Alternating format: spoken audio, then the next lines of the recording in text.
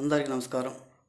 రాష్ట్ర ప్రజలకి, శ్రేయోభిలాషులకి, ప్రతి ఒక్కళ్ళకి మంచా మల్లేశ్వరి గారు, మరి మీరు మీ ప్రభుత్వం వల్ల కానీ ఎవరైనా కానీ ఒక 100 మందికి పేదవాళ్ళని ఆదరించగలిగారా? లేదు కదా. మరి ఎవరికైనా 1,00,000 రూపాయలు దానం చేశారా? చేయలేదు కదా. ఒక 100 మందికి అన్నం పెట్టగలిగారా?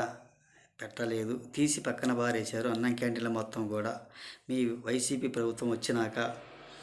మరి 10 మందికి కానీ, ఒక 20 మందికి కానీ ఒక చీరలు కానీ, జాకెట్లు కానీ పెట్టారా? లేదు కదా.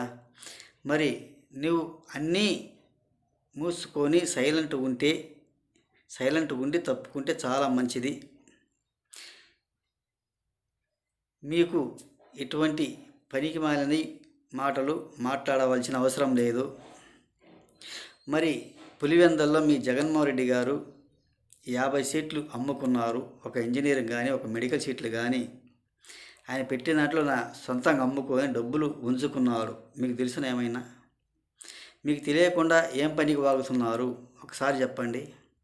ఒక మెడికల్ కాలేజీలు కానీ, ఒక ఇంజనీరింగ్ కాలేజీలు కానీ ఏ ఒక్క కాలేజీ కూడా కట్టిన వాడు మాత్రం కాదు, కట్టించిన వ్యక్తి మాత్రం కాదు.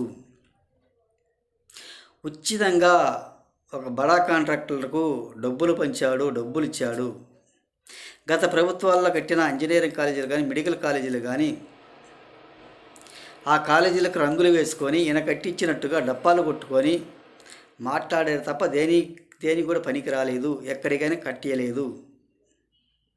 మెడికల్ కాలేజీలు, ఇంజనీరింగ్ కాలేజీలకు కట్టించమని వస్తే ఆ భూ కబ్జాల ద్వారా వాళ్ళు సొంతం చేసుకొని స్వాధీనం చేసుకొని ఒక డప్పాలు కొట్టుకుంటున్నారే కానీ ఎక్కడికైనా కట్టించిన వాళ్ళు మాత్రం కాదు. ఒకసారి తెలుసుకోండి.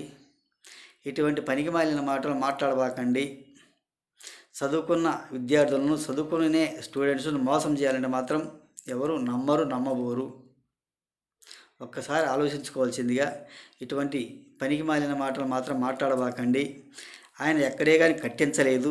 పాత వాటికి రంగులు వేసుకొని ఒక డప్పా కుట్టుకుంటూ ఉన్నాడే కానీ దేనికి పనికి వచ్చేవాళ్ళు మాత్రం కాదు అని తెలియజేస్తూ, మంచా మల్లేశ్వరి గారు బంగారం, మీరు సైలెంట్గా ఉండండి.